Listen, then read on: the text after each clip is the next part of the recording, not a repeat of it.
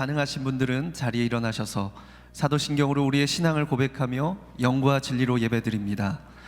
나는 전능하신 아버지 하나님 천지의 창조주를 믿습니다. 나는 그의 유일하신 아들 우리 주 예수 그리스도를 믿습니다. 그는 성령으로 잉태되어 동정녀 마리아에게서 나시고 본디오 빌라도에게 고난을 받아 십자가에 못 박혀 죽으시고 장사된 지 사흘 만에 죽은 자 가운데서 다시 살아나셨으며 하늘에 오르시어 전능하신 아버지 하나님 우편에 앉아 계시다가 거기로부터 살아있는 자와 죽은 자를 심판하러 오십니다.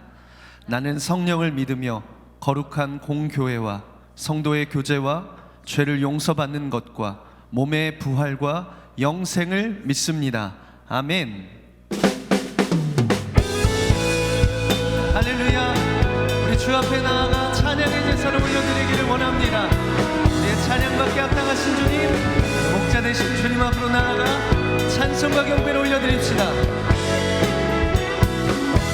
여호와를 즐거이 불러, 여호와를 즐거이 불러, 기쁨으로 주께 나가리.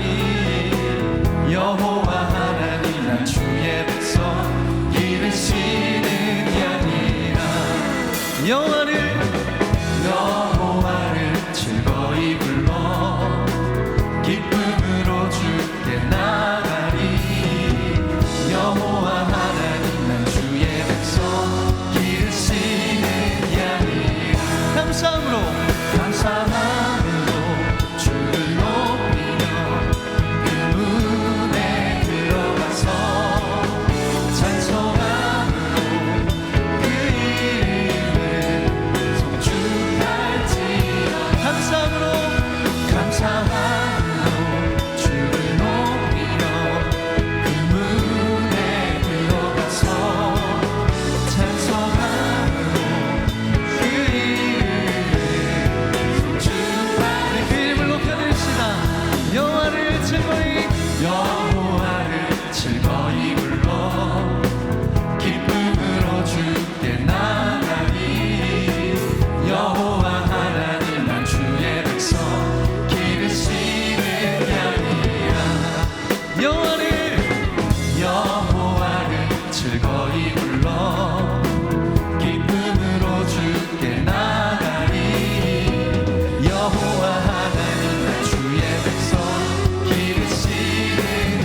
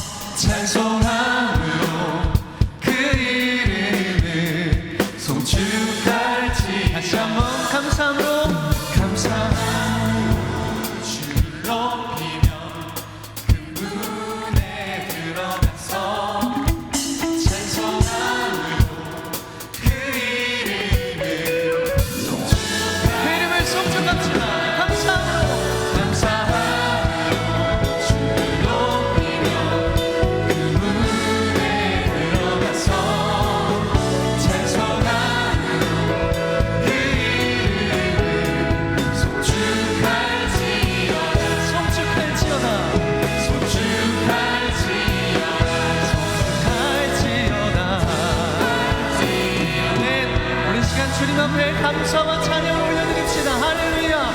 네, 주님의 이름이 찬양을 받게 합당하십니다.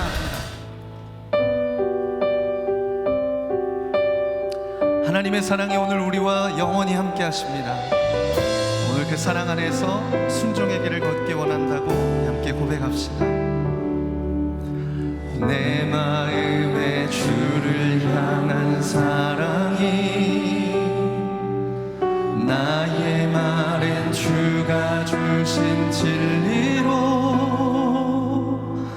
나의 눈에 주의 눈물 채워주소서.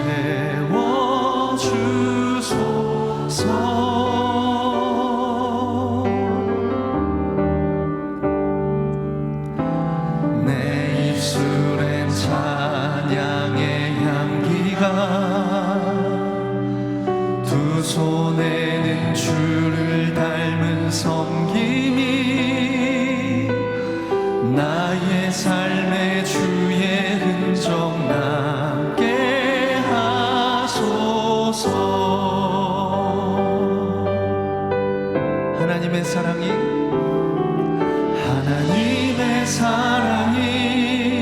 영원히 함께하리. 십자가의 길을 걷는 자에게 순교자의 삶을 사는 이에게 조롱하는 소리와 세상 유혹 속에도 주의 순결한 신부가 되리라. 내 생명 주님께 드리리.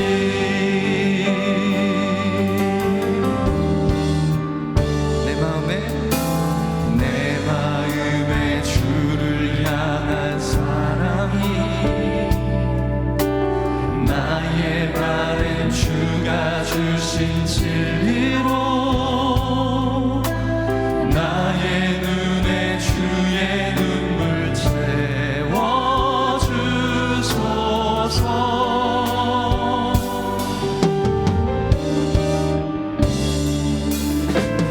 내 입술에 찬양의 향기가 두 손에는 주를 닮은 섬김이 나의 삶에 주의 흔적 남게 하소서. 하나님의 사랑이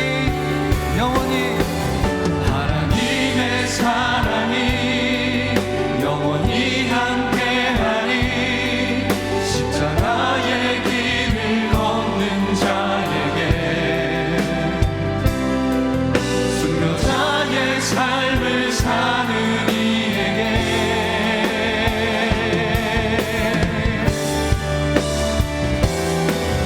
조롱하는 소리와 세상 유혹 속에도 주의 순결한 신부가 되리라. 내 생명 주님께 드리리. 하나님의 사랑이 영원히 함께 하십니다.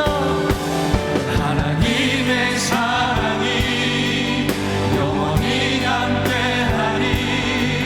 십자가의 길을 걷는 자에게 순교자의 삶을 사는 이에게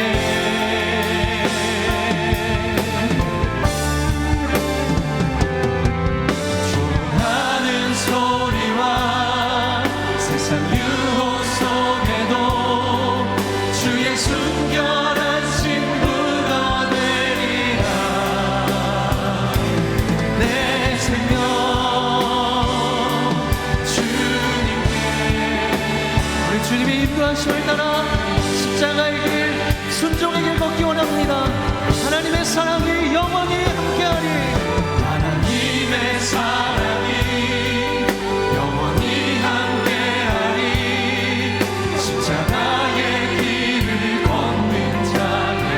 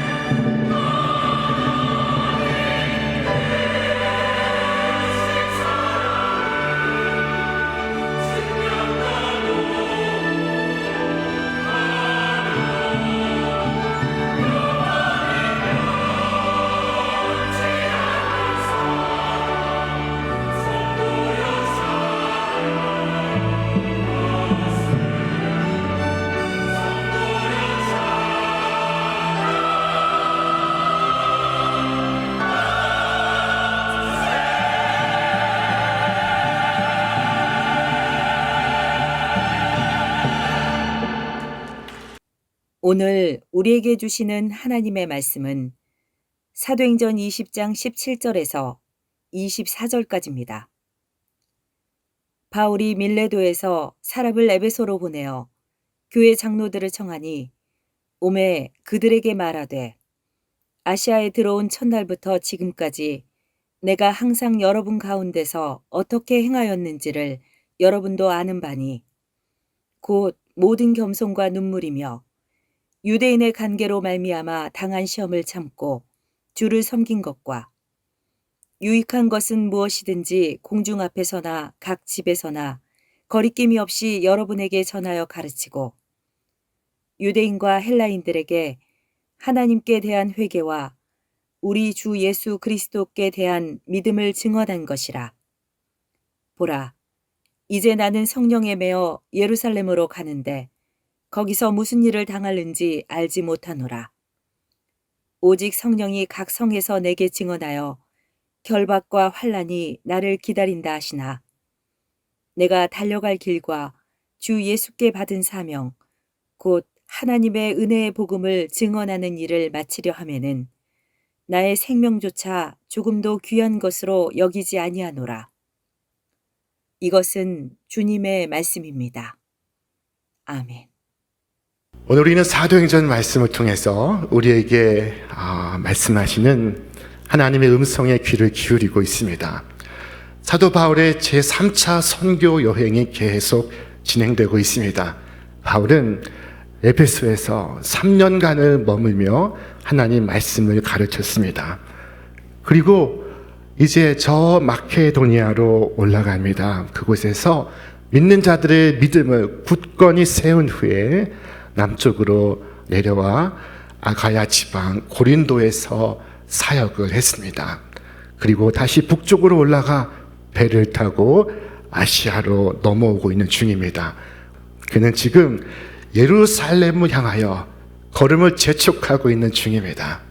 오순절에 이르기 위하여 바울은 지금 마음이 급합니다. 그래서 그는 시간을 전략하기 위해서 저 내륙 에베소로 다시 들어가지 않고 항구 도시인 밀레도에 머물면서 에베소 교회 장로들을 청했습니다. 에베소 교회 대표들을 초대한 것입니다.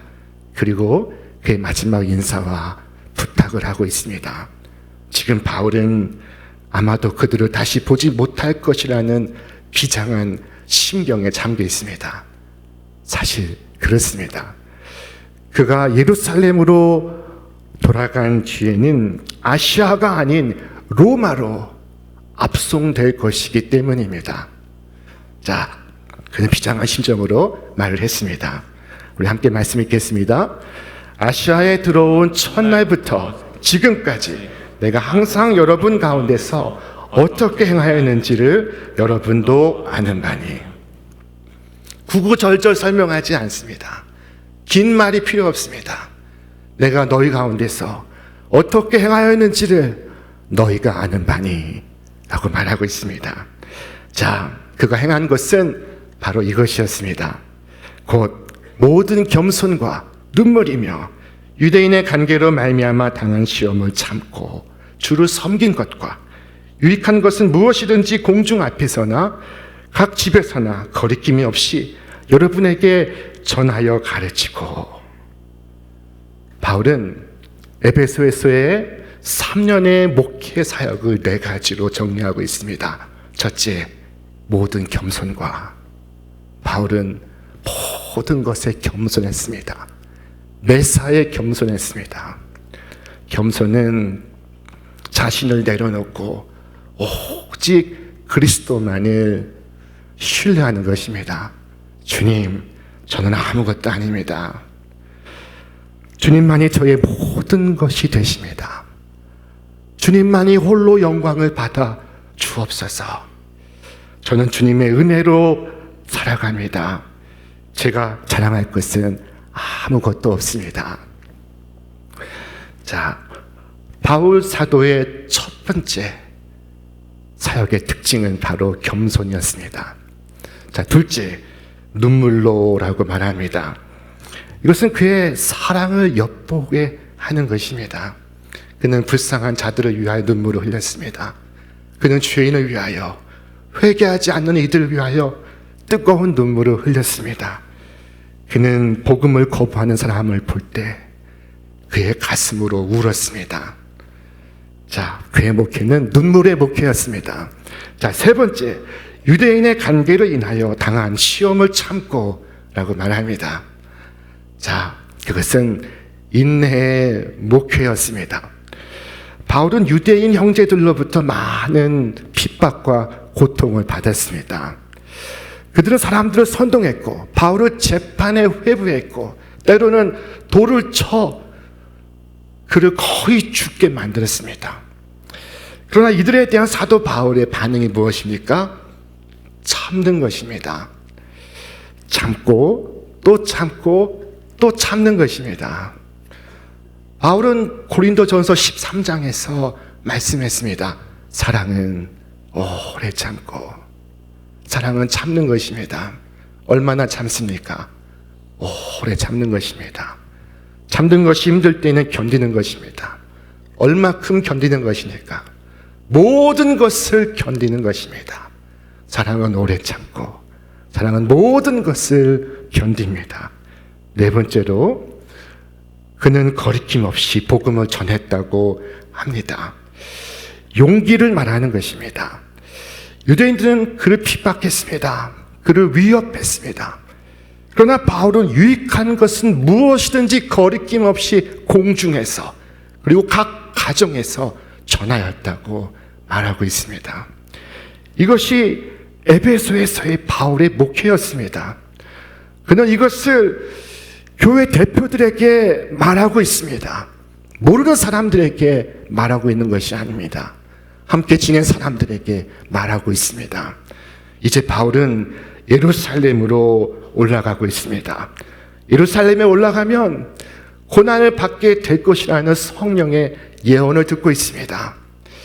그는 성령에 매여 예루살렘으로 나아가지만 거기서 무슨 일을 당할는지 알지 못합니다. 그러나 그는 말했습니다.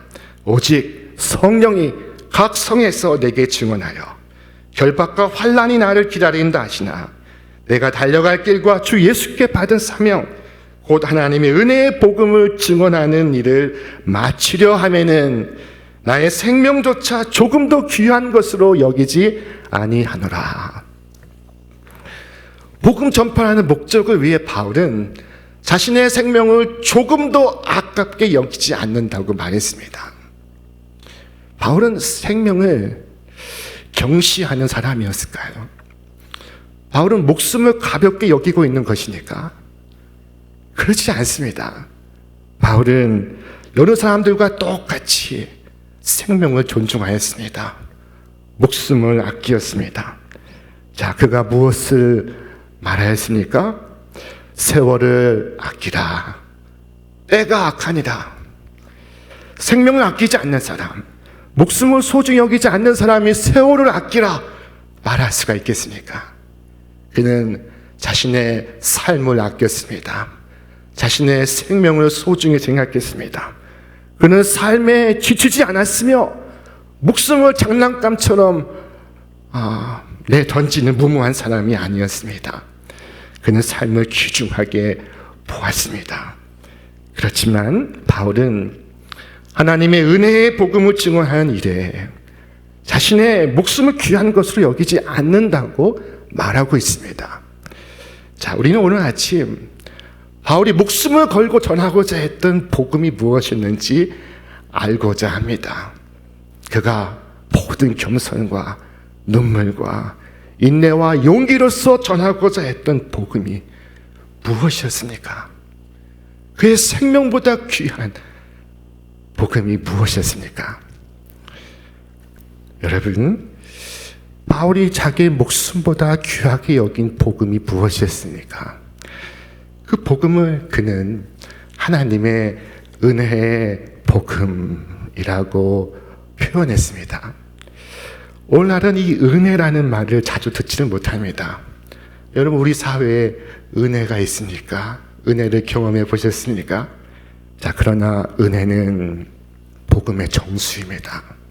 은혜는 이 타락한 세상의 유일한 소망입니다.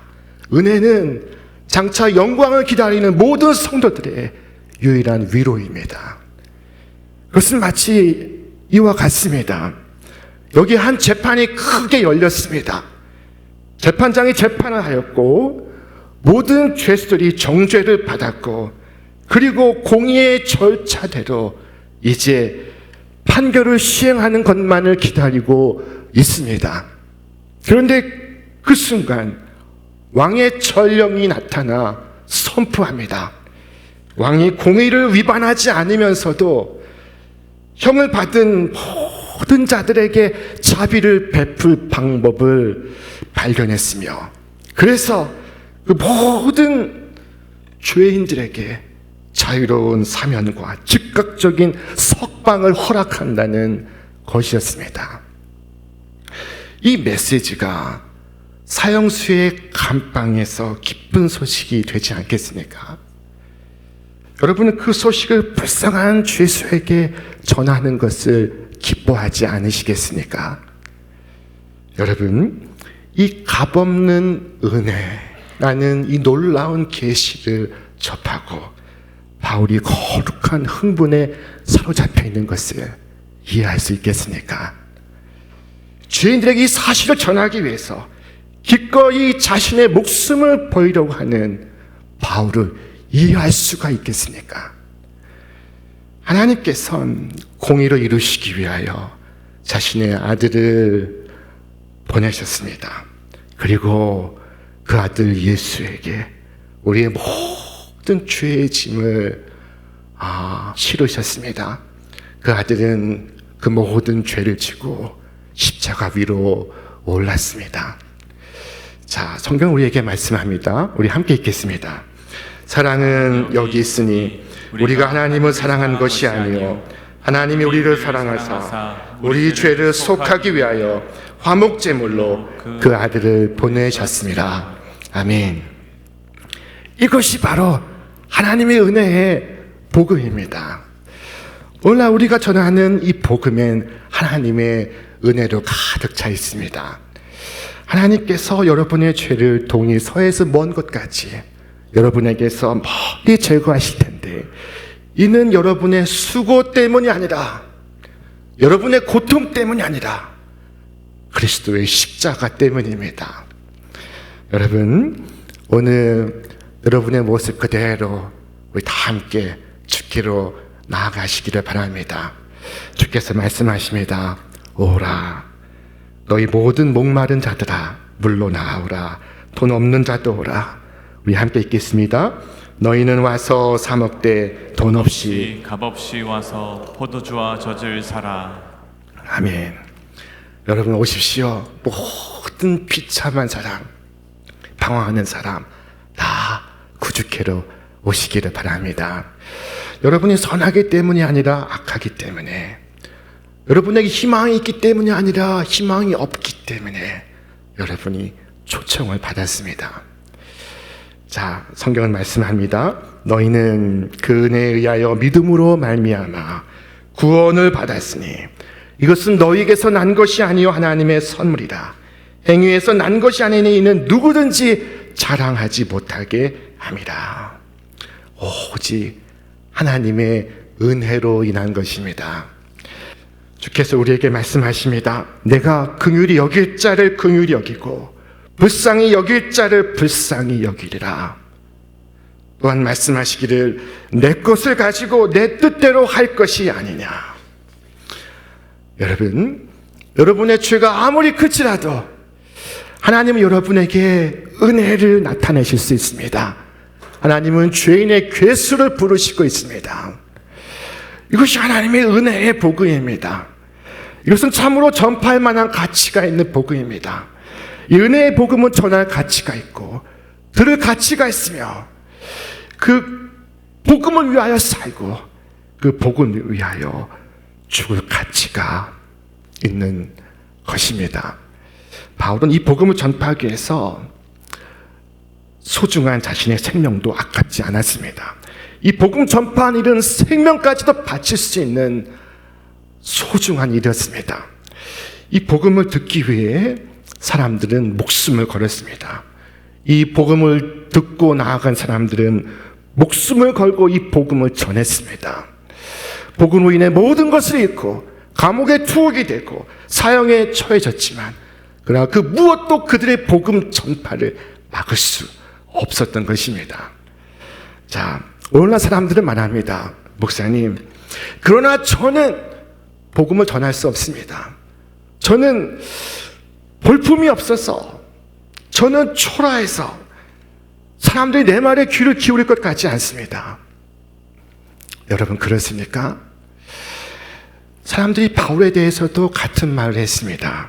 그가 몸으로 대할 때는 약하고 그의 외양은 초라했습니다. 하지만 목사님, 저는 말을 할 줄 모릅니다. 저는 말주변이 없습니다. 그렇습니까? 사람들이 바울에 대해서도 똑같은 말을 했습니다. 그 말도 시원하지 않다 하니, 다른 많은 사람들은 웅변가였으나 바울은 그렇지 못했습니다. 아, 목사님, 그러나 나에게는 여러 약점들이 있습니다. 그랬습니까? 바울도 그랬습니다. 그러나 바울은 자신의 약함을 자랑했습니다. 그는 눈이 좋지 않았으며 그는 멋진 외모를 갖고 있지도 못했습니다. 그러나 그는 그런 자신을 부끄러워하지 않았습니다. 왜냐하면 자신이 약한 가운데서 강하다는 것을 믿기 때문입니다.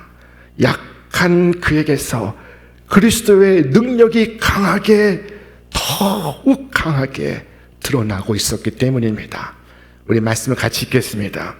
그러므로 내가 그리스도를 위하여 약한 것들과 능력과 궁핍과 박해와 곤고를 기뻐하노니 이는 내가 약한 그때에 강함이라. 자, 그렇다면 우리는 모두 복음을 전할 충분한 자격을 갖추고 있는 것입니다. 바울은 주님의 못자국 난 손을 보았고 주님의 말씀하시는 음성을 들었습니다. 바울아, 내가 내 피로 너를 구속하였고 너를 내 이름으로 불렀다. 이제 내가 이 귀한 것을 내 손에 맡기니 네가 이것을 네 가슴에 두고 간직하거라. 그리고 나를 대신해 모든 곳에 가서 하나님의 은혜의 복음을 모든 족속, 모든 백성들에게 전하여라. 그때 바울은 답했습니다. 예, 주님, 제가 그렇게 하겠습니다. 제가 주님을 사람들에게 알리겠습니다. 주님의 복음을 널리 전파하기 위하여 필요하다면 제가 저의 목숨을 드리겠습니다.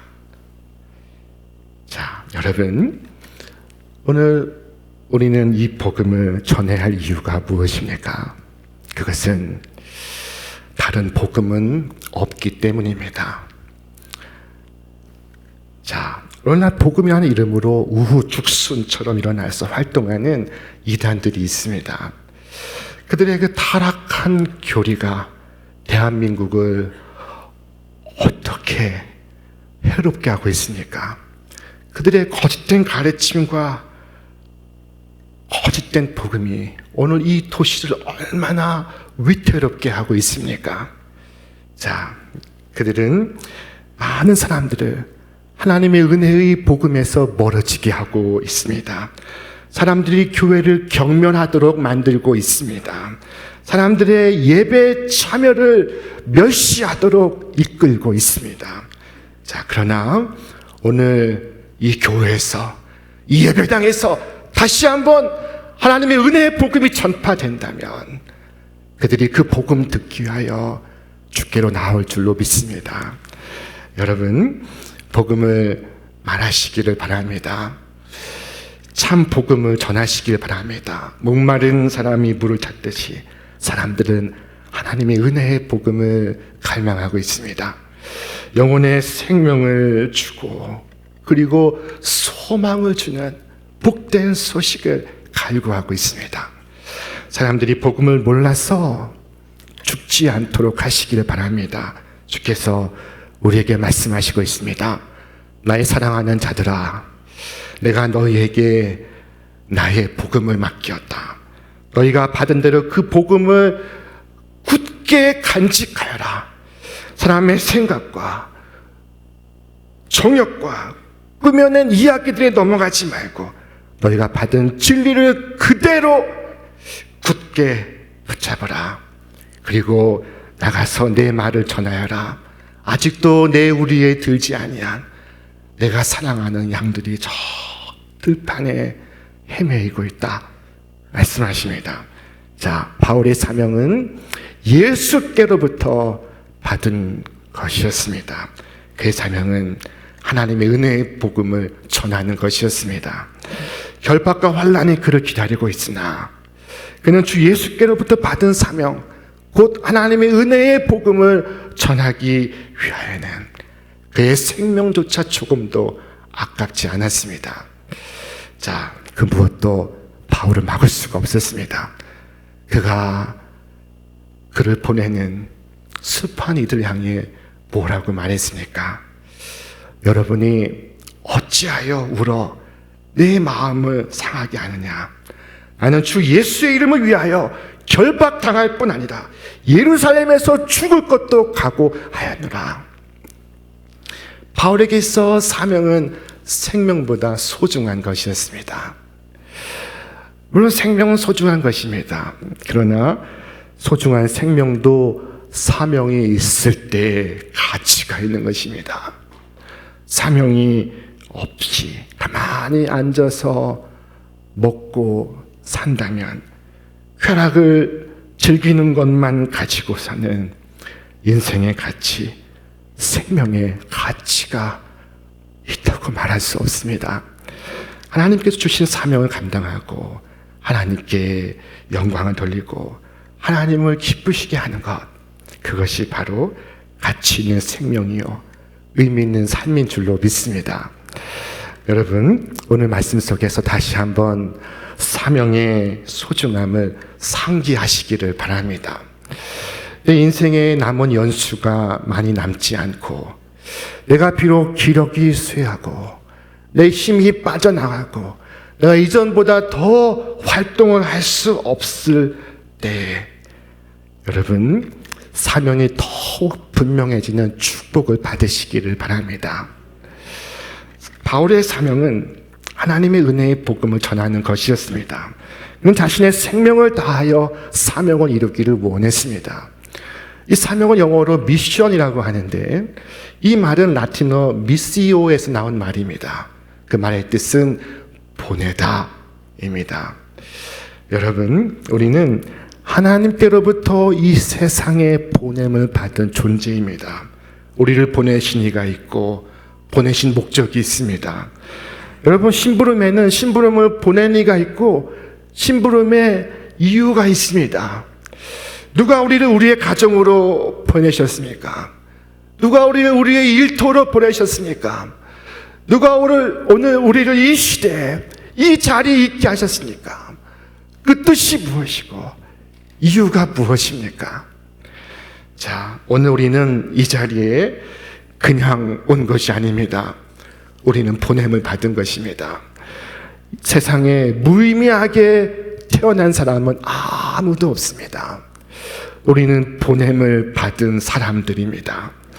여러분, 바울과 같이 내가 달려갈 길과 주 예수께 받은 사명을 마치려 하면은 나의 생명조차 조금도 아깝게 여기지 아니하노라 고백하시며 여러분의 가정에서, 일터에서, 보내신 삶의 자리에서 주님의 증인으로 살아가시기를 주님의 이름으로 축원합니다. 모든 겸손과 눈물과 인내와 용기로서 주께서 맡기신 하늘의 사명을 우리 다 함께 손잡고 이루어가시는 우리 믿음의 성도들 다 되시기를 주님의 이름으로 축원합니다. 축원합니다. 이제는 우리 주 예수 그리스도의 은혜와 하나님의 사랑과 성령의 역사하심이 하나님의 은혜의 복음을 전파하기 위하여 가정에서, 일터에서, 그리고 주께서 보내신 삶의 자리에서 생명 다해 주의 증인되어 살아가기를 작정하는 우리 모든 믿음의 가족들 위해, 저들의 가정과 일터와 기업 위에, 그리고 이 나라와 온 세계 위에 이제로부터 영원토록 함께 하시기를 간절히 축원하옵나이다. 아멘.